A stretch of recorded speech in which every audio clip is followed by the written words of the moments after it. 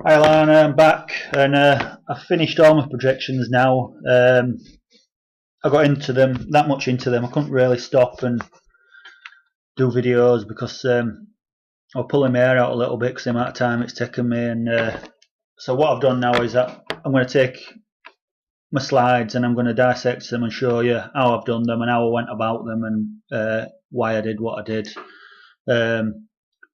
Today I want to talk about colour. Firstly, I want to talk about these paths, and the reason why I'm talking about them paths at the same time as colour is because before I wasn't sure whether or not to leave the path switched on or not, and on a white background it actually looked better with the paths. What's happening with this blue background, it's actually making the colours pop. It's actually strengthening the colour, if you like, of the bird. So when I switch those paths off, that's if it'll do it.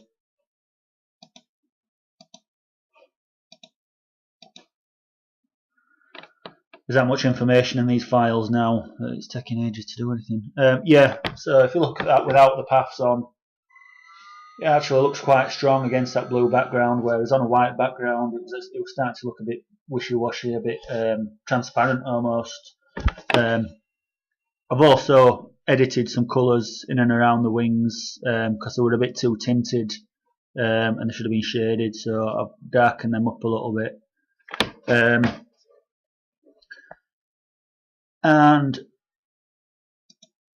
with a background, I've created my backgrounds, and basically what I've done is I've put a navy blue background on it, and I've also added a grain, which when it's printed, and sometimes you can't see it that much. It's not that visible, although I should have said it's not that noticeable, but it does actually make a subtle difference. And then what I've done is I've gone into my appearances,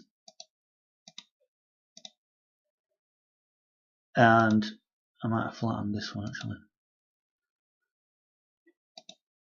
There we are. Oh, there we are. And I've put grain, and I've also added another fill colour on top of the object in the same object, and then I've used the radial, the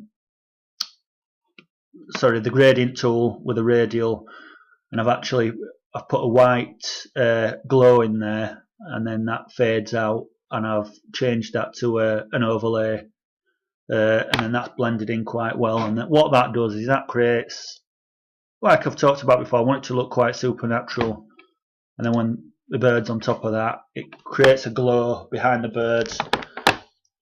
And I did talk before about maybe changing this to gold, but I really do like this. I think with the glow behind it, it looks quite electric and quite impressive, and that's the look I was after, sort of a glass shiny look. It looks quite well, as well as the background blur to increase the aesthetics of it. I've also got a blur on the actual bird itself. Is on the owl. There's actually I'm not sure whether you'll be able to see it, but just here there's actually about 2-3 mil of immediate blur around the owl, and that creates a bit of extra effect. And then that's the second one. I'm going to start off with that one. Originally I was going to start with this one, but I think I'm going to finish with that one now, because now that I've put them together, I think that finishing, the actual stairs, are quite a nice thing to finish off on, and it don't make that much difference, because to be fair, if the image is transcending one to the other, if it's last, you're only going to know it's last if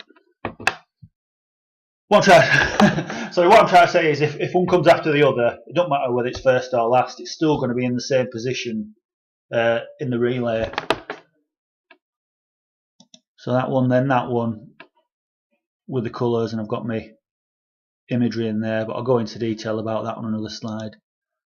And then it's going to go from that slide into this slide, and that's a technique for carrying on the pattern through that I've seen on Cosmic Lab and where they carry things through from one piece of promotional item to another, same look and feel, and then finish off with that again.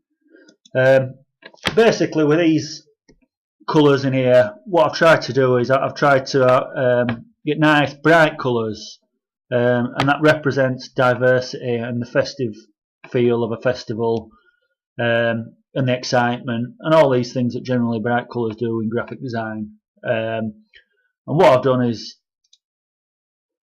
I've based my colour theme on a double complementary colour theme, and this is double complementary, and basically it's a bit like a complementary where you've got colours directly opposite each other on the colour wheel, but they're slightly moved out to the sides, and what that does is you get colours that are opposite each other, so they intensify each other, but if they're directly opposite each other, it's a little bit too much and a little bit garish. So if you just move these out to the side of the centre, and that creates colours that give a visual vibration and excite the eye.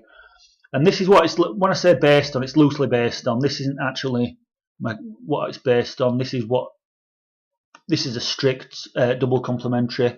What I've done is I've basically moved these slightly over this way, and I've got my oranges and my purpley lilacs, yellows and greens, and what that does, it allows me to stay totally away from the blues, which the background of the bird is, and then that gives it some mix.